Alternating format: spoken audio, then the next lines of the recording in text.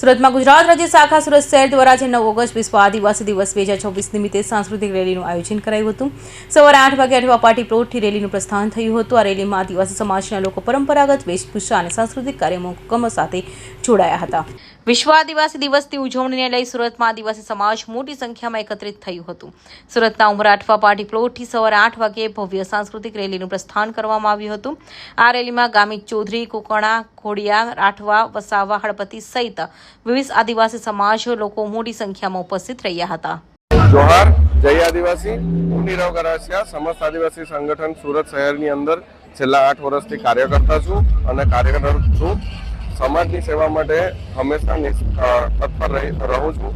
આદિવાસી સમાજનો આજનો દિવસ એટલે કે વિશ્વ આદિવાસી સમાજનો દિવસ યુનો દ્વારા ઘોષિત થયો હતો 1993ની અંદર। આજે વિશ્વ આદિવાસી દિવસની યુનો દ્વારા જે થીમ છે 2026ની, એની અંદર દાયણોનું સન્માન કરવામાં આવે છે।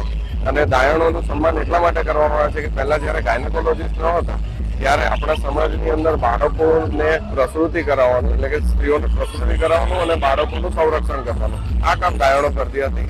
તો આપણે સમસ્ત આદિવાસી સમાજ ભેગા થઈને દાયણોનું તહે દિલથી થેન્ક્સ ગિવિંગ કરીએ છીએ કે આભાર માનીએ છીએ।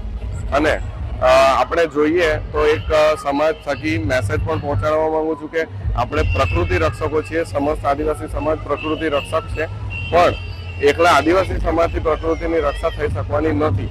એટલા માટે અમે દરેક લોકોને અપીલ કરીએ છીએ, જે આદિવાસી સમાજ સિવાયનો પણ જે સમાજો છે એમને પણ અપીલ કરીએ છીએ કે પ્રકૃતિ રક્ષા એ તમારી પહેલી પ્રાયોરિટી હોવી જોઈએ। જો આપણે આગળ જીવવા માંગીએ છીએ અને આપણા બાળકોનું ભવિષ્ય સુરક્ષિત રાખવા માંગીએ છીએ, કારણ કે આપણે જે વ્યાભિચારી લાઈફસ્ટાઈલની અંદર ઘૂસી ગયા છે, જેની અંદર ઘણી બધી ભૌતિક સુવિધાઓની પાછળ આપણે પ્રકૃતિનું ઘણું બધું નુકસાન કરી રહ્યા છે। તો એ નુકસાન કઈ રીતે રિવર્સિબલ થાય અને પ્રકૃતિ ફરીથી પોતાની સોળે કળાએ ખીલી શકે એવી આપણે કોશિશ કરી શકીએ। તો સમસ્ત આદિવાસી સમાજ અને સુરત શહેર સંગઠન તરફથી સુરતના તમામ લોકોને હું આગ્રહ કરું છું કે પ્રકૃતિની સુરક્ષામાં એક પગલું તમારાથી નાનામાં નાનું થઈ શકે તો કરી શકો છો। પર્યટન સ્થળો પર કચરો ના ફેલાવો, ત્યાંથી પણ તમે શરૂઆત કરી શકો છો, વૃક્ષારોપણથી કરી શકો છો। અને આ રેલીની અંદર તમે આદિવાસી સમાજની જે સંસ્કૃતિ છે એ જાણી શકો છો। 11 આદિવાસી સમાજો આજે ભેગા થયા છે। દરેક પોતાના નૃત્ય, સંગીત, વાજિંત્રો, પહેરવેશ, બોલીઓ બધું લઈને આ સ્ટેજ પર આવે છે। આદિવાસી સમાજ સિવાયના લોકોએ પણ જો આદિવાસી સમાજની સંસ્કૃતિ જોવી હોય તો અમે તેમને આમંત્રિત કરીએ છીએ। જય આદિવાસી।